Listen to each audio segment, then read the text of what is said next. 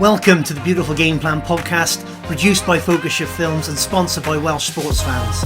I'm your host, Daniel J. Harris. I'm a filmmaker and entrepreneur working across sport, and I'm a huge fan of sports content. This podcast is my chance to meet amazing people who are doing amazing things in the sports content space and to share their stories with you in the hope that it inspires ideas.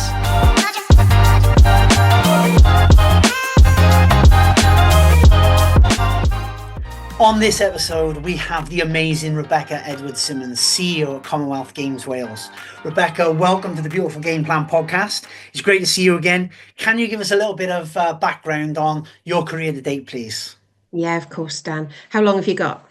So I started, would you believe, as a professional dancer, and I was going through education actually to do a BA in dance in university, slipped a disc in my back and my career completely took a different turn. Came home to Wales because I was in south of England at the time and started in advertising and marketing in a newspaper.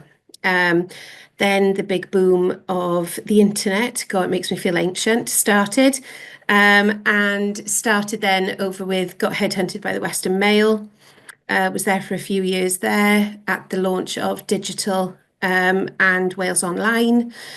Then got headhunted by Yell.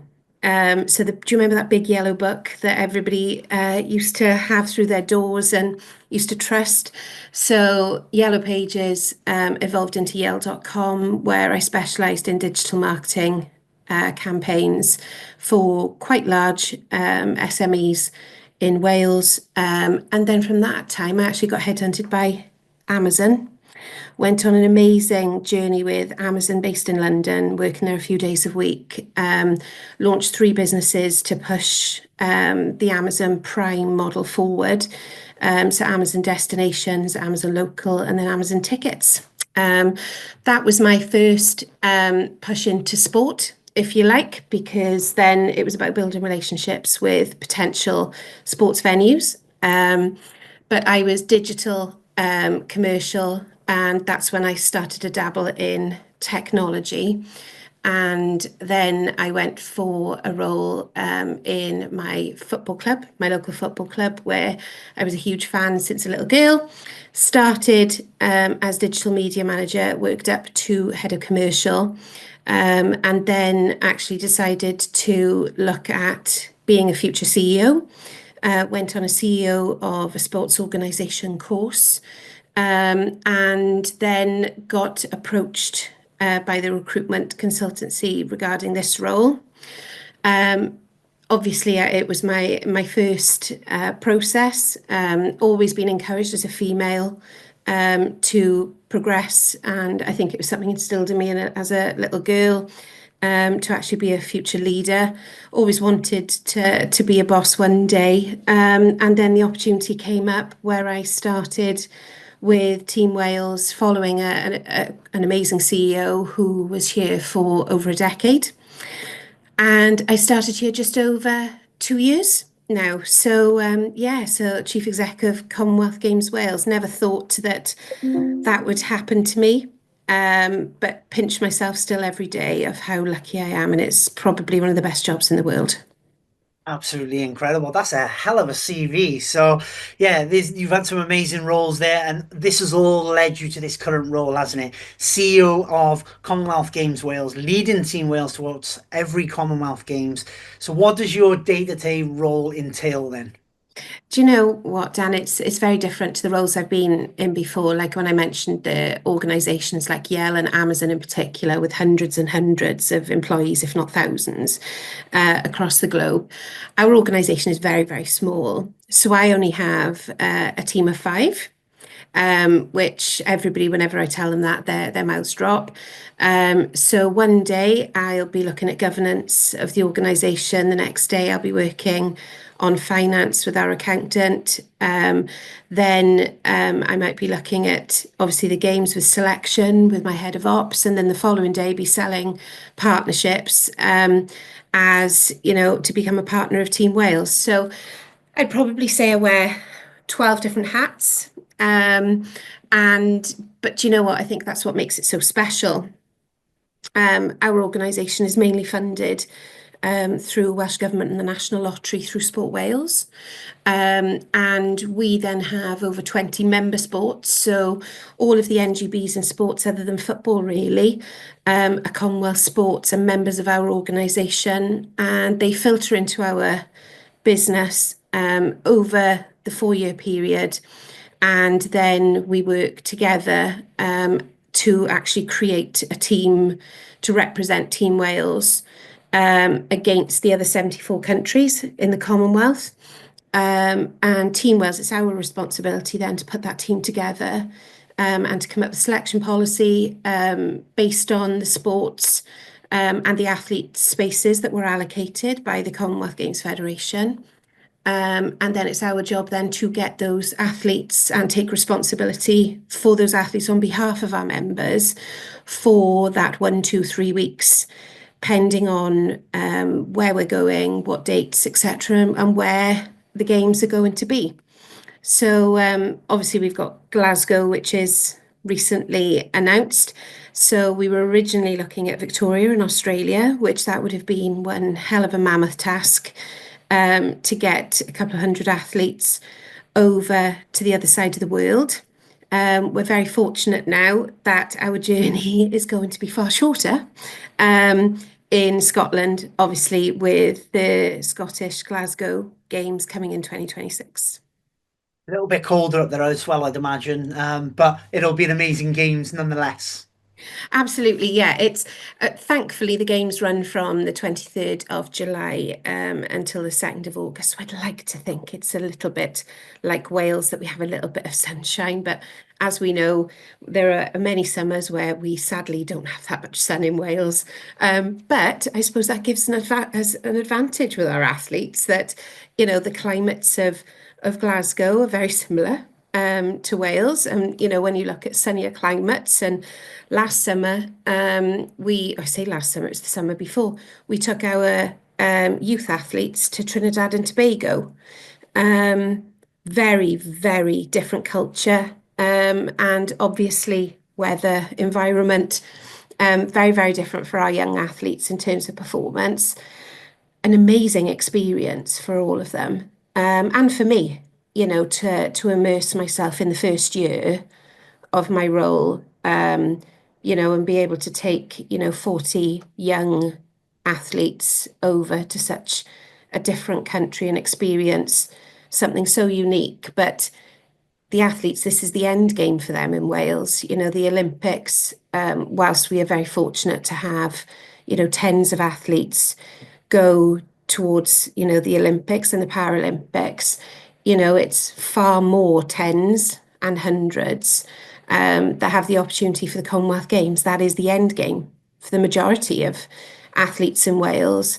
And even when you talk to our Olympians, our Welsh Olympians, they will all agree that putting on that Welsh shirt just means a little more to them than the GB shirt. And I think that's just because we're extremely proud of our heritage here in Wales, and it's one of the only times that they get to represent where they're from, what they represent, but who they care about, and have so many of their support network around them at their, you know, pivotal time of their career.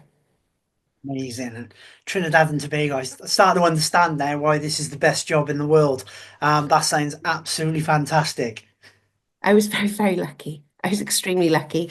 And, you know, just in the last couple of years, you know, we do some quite amazing things. Like we have been able to fund an intern where her and I went over to Nairobi in Kenya, where they were able to have leadership training with tens of other young people across the African nations, to actually be able to understand what it is to be a future leader in sport. And I took a female by the name of Maria Jones, who's come from Cardiff Met, who's our higher education partnership.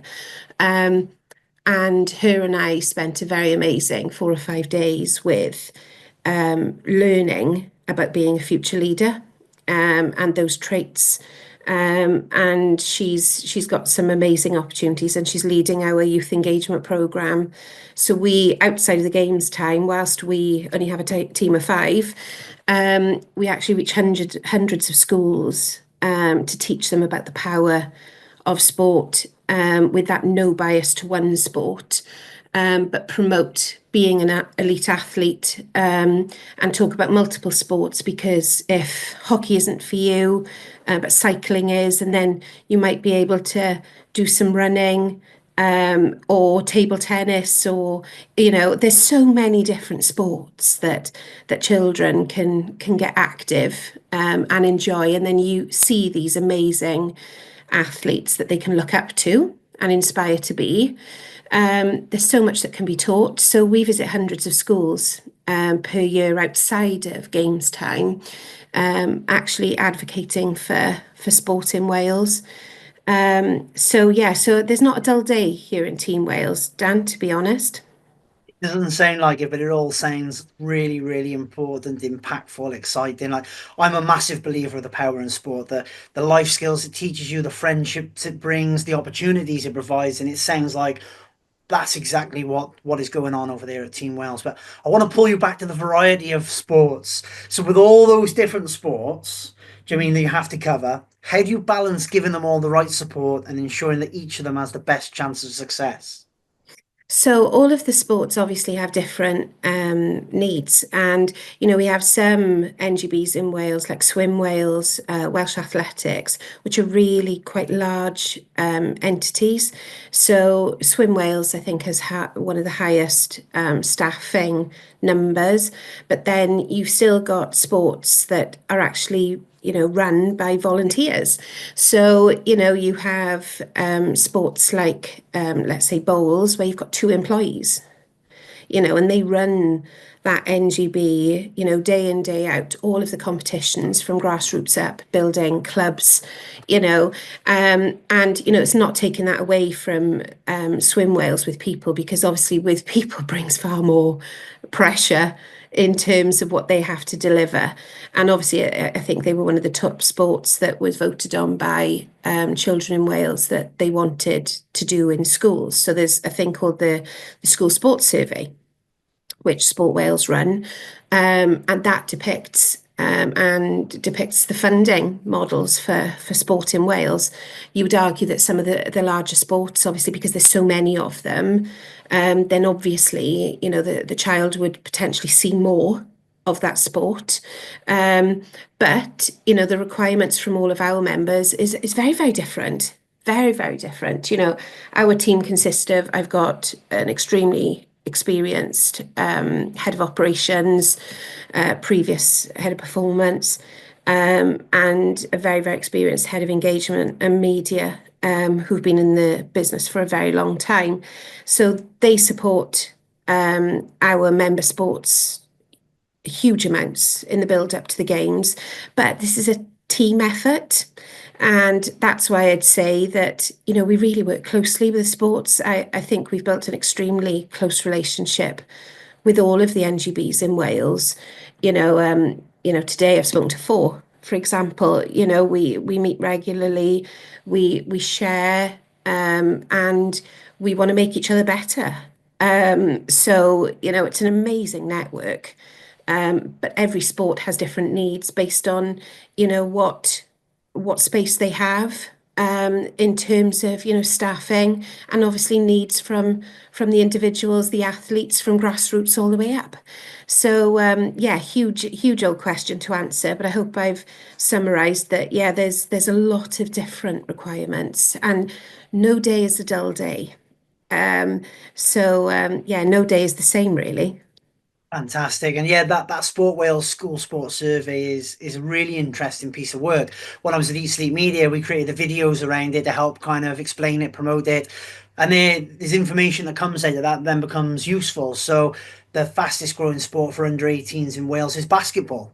That's right. So that's an interesting kind of stat to understand. And that means that sporting bodies, Sport Wales, Basketball Wales, yourselves can go, okay, that's what the next generation are interested in.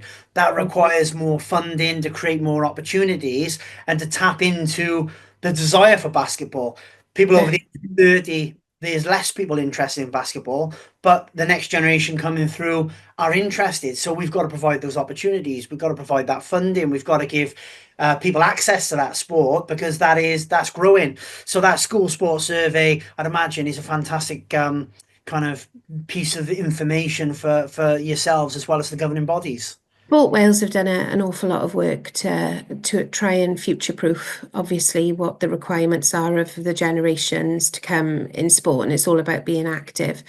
Yeah, interesting what you say about basketball, because where you look at the Glasgow Games, obviously, would you believe in, I don't know whether you know this, but there's only 2 guaranteed sports that are actually at every single Commonwealth Games. It's changed over the years. There used to be 6 and 7, but now there's only 2, and that's swimming and athletics. Every other sport, there are pools of them in terms of, whether there are sports that have been in the games, historically, there are some sports that have been in there since the beginning, which is coming up to the centenary in 2030. But you look at basketball and they've added in 3x3 wheelchair and able-bodied basketball. I should really say at this point, I think the biggest unique selling point of the Commonwealth Games in comparison with the Olympics and Paralympics is the fact that able-bodied athletes and not able-bodied athletes in the Com Games are one team. It's the only time, so it's the only multi-sport competition where you have able-bodied and not able-bodied athletes in one team. So if you speak to, the great para athletes of our time in Wales, people like Tanni Gray will tell you that how special the Commonwealth Games is, not only because of the Welsh element, but also the fact of having that one team, because obviously in the Olympics and Paralympics, it is very much separate. So when you look at basketball being in Glasgow, it'll be really interesting. And obviously with the extra funding now, because of the fact that basketball was one of the sports that young people want to now see, it'll be really interesting to see what we can do in the next 18 months. I think it's probably, maybe going to be a bit difficult in being able to qualify, but you never know. And I would definitely say that these sports are being invested in Wales by Sport Wales and Welsh Government because of the fact that they know that no sport stands still, and that they need to deliver on what the future of sport looks like. Fantastic. Yeah, and like you said, when these games bring all these different sports together, sometimes it's an opportunity for people at home to learn about new sports. Like I know, like we had the Paris Olympics last summer, and everyone's kind of watching it and everyone gets a favorite new sport or thinks they know a sport. Like when the Winter Olympics come round, everyone becomes an expert on curling, even though you have no idea where you can go and do curling. Has there been a sport that you've discovered through your role you didn't really know about, and then you're like, oh, I love that sport? Do you know what I mean? That needs. I wish more people knew about that sport because actually that's interesting, that's cool, that's exciting. Which one has kind of caught your eye through the job? I think, to be honest, I've always loved sport. Obviously, hence why when I got approached for this role, I remember actually saying to the recruiter, "Are you crazy?" Because I thought, really, you want me? Are you sure you want me to apply for this role? But genuinely, when you just said now about the differences of sports getting you hooked, in the youth games in Trinidad and Tobago, I went to nearly every sport. Well, I went to every sport that we were part of. And, honestly, from swimming to different parts of athletics, honestly, cycling in the velodrome.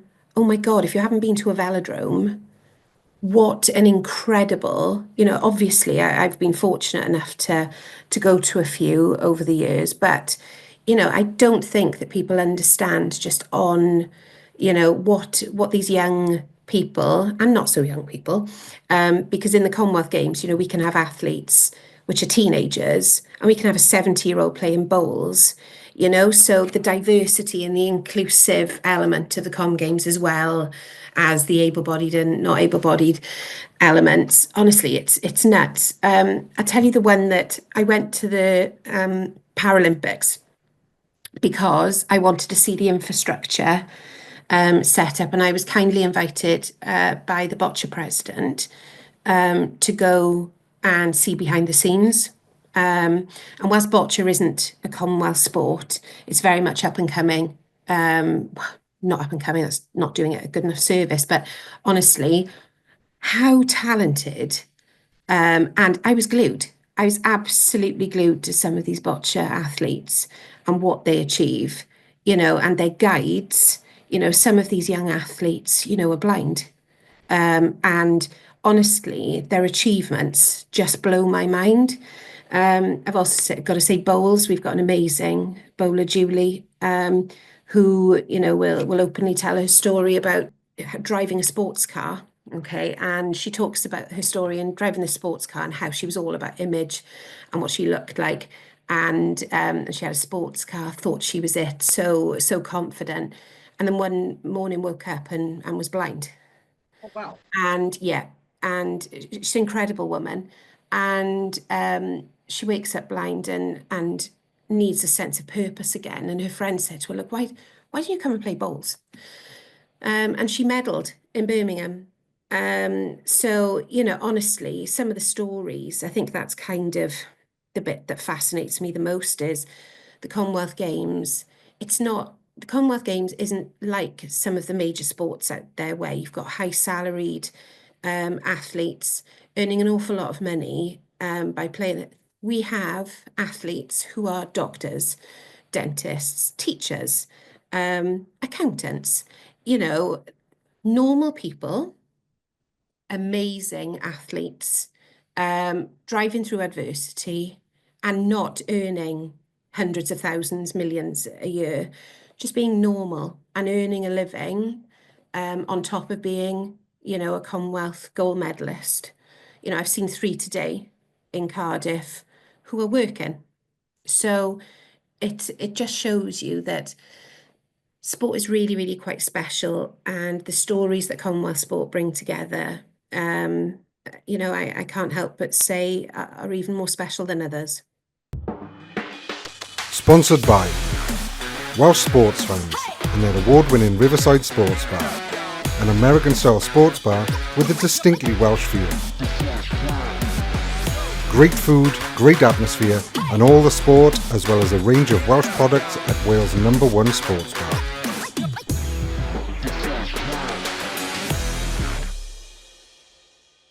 You know me, I'm a sports content creator, love telling stories around sport. There's something about sports stories which it's an underdog or it's an incredible achievement. It's against the odds. It's someone that's gone through massive adversity. There's something about sports stories that just take you on a bit of a roller coaster ride, that things you couldn't script, things you couldn't imagine. And you've just got that wow factor with sports stories, and there's so many of them, and that's why I love telling these stories, because they can be something you've never heard of before, like a bowler who lost her sight, and you don't see these stories other places. Everyone knows Lewis Hamilton or Michael Jordan or Bale, all those, but at all levels, there's these incredible stories about ordinary people doing extraordinary things, or people overcoming adversity to do something special. And that's why I think sports stories are the best form of stories to tell, in my opinion. No, they are. And I think that we launched a bit when I came into the role 2 years ago, and I knew that I had to generate revenue to be able to take the athletes to the games. I knew that the funding that we received, whilst we could have even less people working for the organisation and send the athletes to the games, I thought, no, we need to get this story out. We need to tell people about what we do. So we relaunched the youth engagement programme, like I said. And then the other asset was creating the Team Wales Business Club. I thought, how can I bring people together with that no bias to one sport and be able to, everybody cares about being Welsh. So how can I bring all these stories alive? So when I launched the Team Wales Business Club, I thought, yeah, it will take some time, because obviously there's nothing out there like it at the moment. I wanted to tour Wales, because obviously I don't want us to leave it in one place or just be in the capital all of the time, because we are Wales, so we want to cover north, south, east, west. And when we launched the Team Wales Business Club, I decided, right, we take a topic, and each event will take a topic and we'll make it meaningful and we'll tell stories. And there's been times over the last 2 years where people have been, it's gone bonkers, by the way. It's amazing. The average event, is like 130, 140 people. The biggest one we've had is 210. It's exceeded all of my, in terms of numbers of businesses, it's exceeded all of my expectations. But I think it's because we tell real stories and it's authentic and it's meaningful. And it's not about money in sport, because there's so much, that derives from that. And don't get me wrong, money makes the world go round. Of course it does. But when people hear a story and it lands, and we can show things like in December, we had the importance of family in business and in sport. So we had an amazing partner with the agency WCS, who, Chelsea runs this agency and built it from an organic idea in her brain. And now, it's incredible. Then I had athletes, father and daughter, Megan Barker and her dad, famous sister of Eleanor Barker, and, talking through the generations. And he was talking about how he had, I want to say, 28 bikes in his shed at one time. And each of these bikes cost thousands. And how he, made it his mission to make sure that he could do that for his children. And then, you then talk to another athlete on the stage then, who was boxer Rosie Eccles, incredible athlete, gold medalist from Birmingham. And she talks through her life story of, when she wanted to box, what the family thought of that, being a female wanting to box. And now, world champion, champion of Commonwealth sport and the games in Birmingham, gold medalist. Going to be going for obviously to try and get a place in our team for Glasgow. So yeah, it's each day I hear a different story. And, I wish I could say I was an ex-athlete myself, but I'll be honest with you, my body wasn't made to be an athlete. It was very much made for watching. And, but I appreciate and we share these stories everywhere because they're really important. And being Welsh makes us even more proud. Yeah, and I think the stories you're talking about, they've just got more gravitas for the average person, because the things you're going to understand, like, I love watching Formula One Drive to Survive, but the challenges that they have do not relate to me in any way, shape, or form. Oh my God, our multi-million-pound salary cap, we're going to hit it, and this multi-million-pound driver, and we're in Monaco, and you go, oh, that's good. There's no connection to me, my life, and my struggles, my challenges, do you know what I mean, or anything at the moment. It's the same like the Premier League. It's like, during Premier League footballers, so you watch the behind the scenes on Amazon with Man City, and it's, they're £50 million fullback, can't play now, what do we do? Or you take a £30 million midfielder and you're playing them at fullback.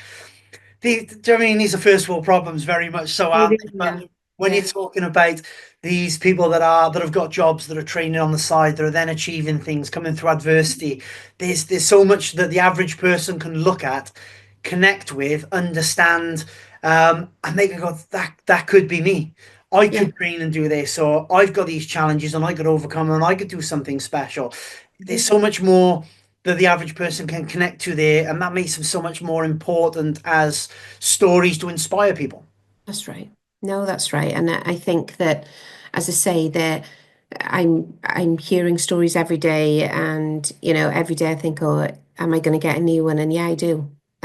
Because we've got over 20 member sports of Team Wales, and I think that's what makes it such a wonderful experience for me, is that there are so many different people out there and communities out there who see sport as the way in which, number one, to express themselves, feel accepted, feel like they've achieved something.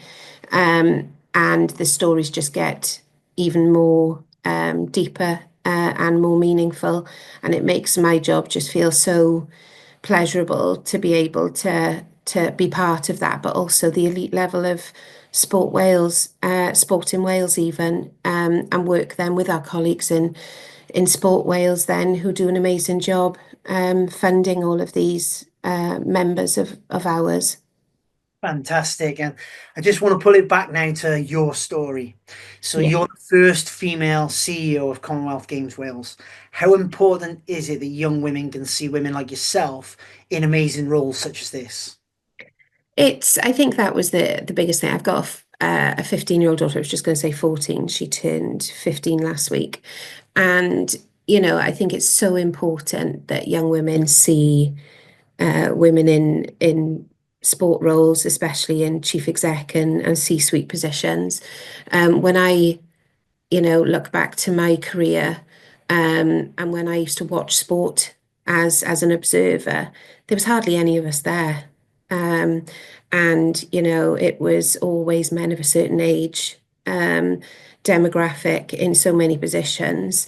What I would say, though, is, funnily enough, all of my mentors and all of the people who have pushed me forward have been men. So women aren't, it sounds awful, but, my experience with females in previous positions that I've held across my, 20 odd years of employment, men have always been the ones to push me up, to say, you can do this, and to actually believe and invest in me. I've got 3 male mentors now that I can pick the phone up to whenever I want. But I want to be a female mentor. And now I'm really lucky enough to, when you look across the sporting landscape in Wales, there's quite a few of us. Yes.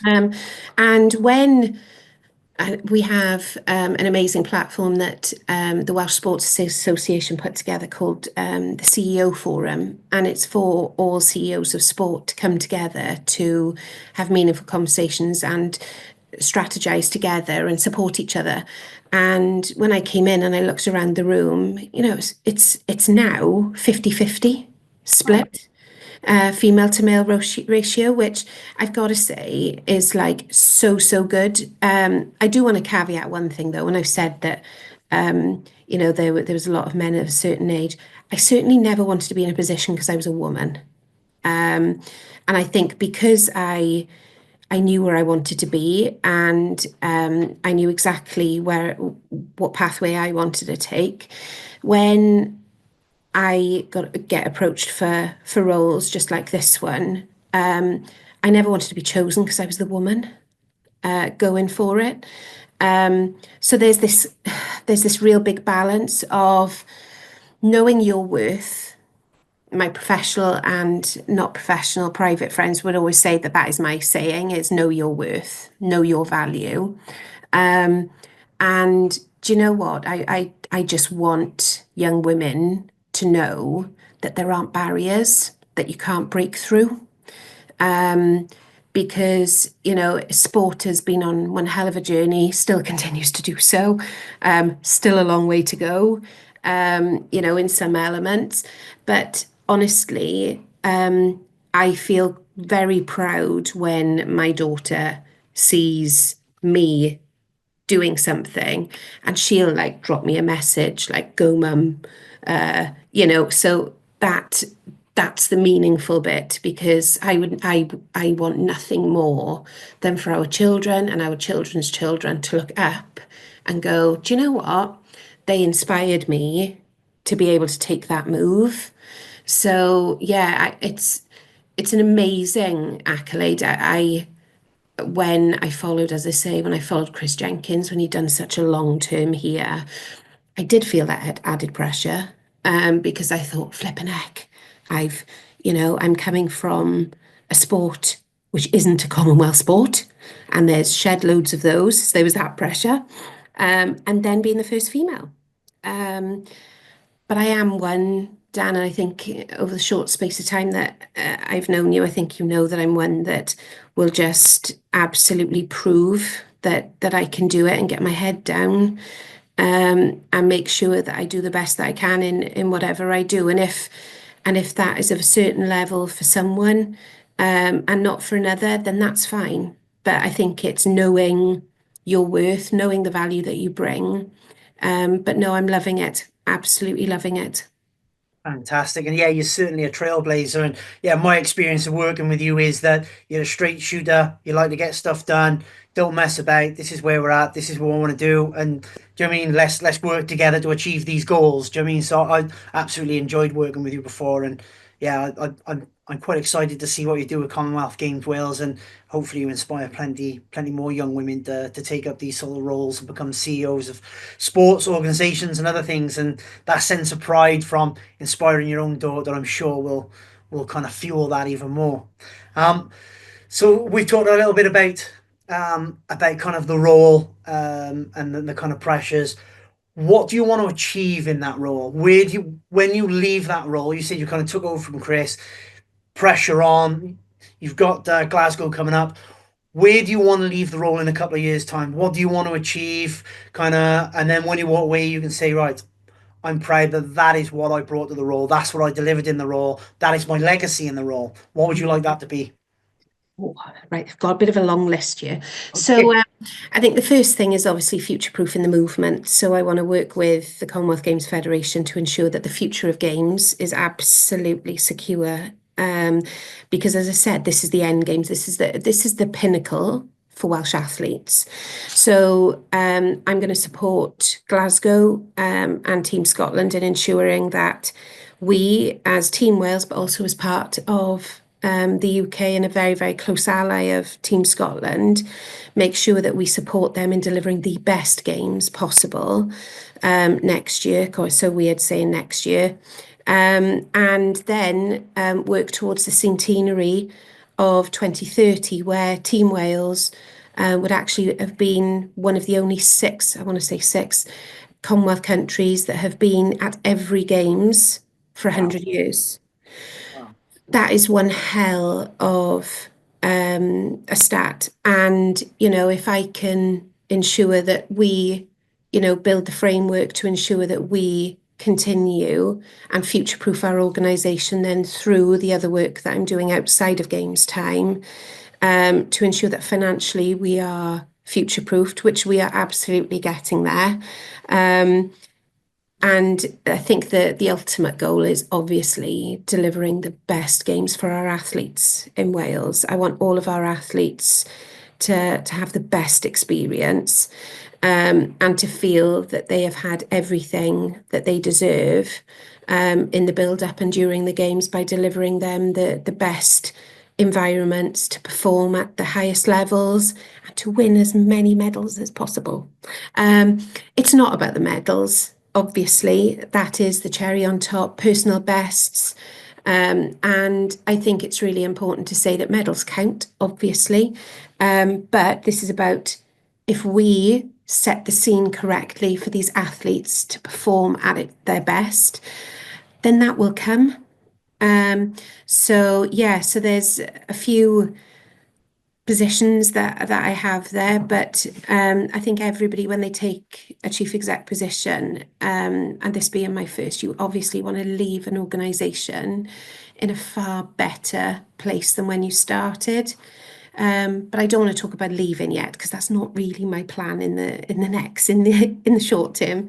And as I say, I still feel like the new girl. Whilst I've been here 2 years, to learn about 20 odd sports, whilst there's only 10 taking part in Glasgow, I'm really invested in making sure that the knowledge levels, that there's no gap there. But that takes time, and Rome wasn't built in a day, and I've just got to focus on the next milestone, which is Glasgow, and getting our athletes to perform the best they possibly can. Well, I'm absolutely certain you're the best person for the role, and I'm very excited to see what you can achieve in that role. Your passion for what you're doing absolutely comes across, and that's super important, I think. Do you know what I mean? there's something inside you that's driving you forward to be the best version of yourself and to make Team Wales the best version of themselves, and Commonwealth Games Wales to be the best organisation it could be, and that absolutely comes across. So yeah, I wish you all the best. Thank you very much for chatting to me today, Rebecca. Just before we go, where can people find out more about yourself or about Commonwealth Games Wales? Absolutely. So our website is teamwales.cymru. And obviously I'm on LinkedIn as Rebecca Edwards-Symmons. But yeah, if you check out teamwales.cymru, you'll see our youth engagement programme, our business club, and everything that we do. And please drop me a note on LinkedIn and I will get back to you. Definitely, I am somebody who lives by their word. So thanks very much, Dan. No problem at all. Thank you for everyone at home that's been listening or watching. Yeah, please go and support our athletes. If you're in a position to sponsor Team Wales, have a little look at that. It's all worthwhile. And if you guys can subscribe to the channel, and then you'll get all the latest episodes on whatever platform you're on. And obviously like, share, comment, share this with people, and hopefully we can share these stories far and wide as well. Thank you very much for listening or watching. Don't forget to like and share this episode and subscribe to the channel for more content.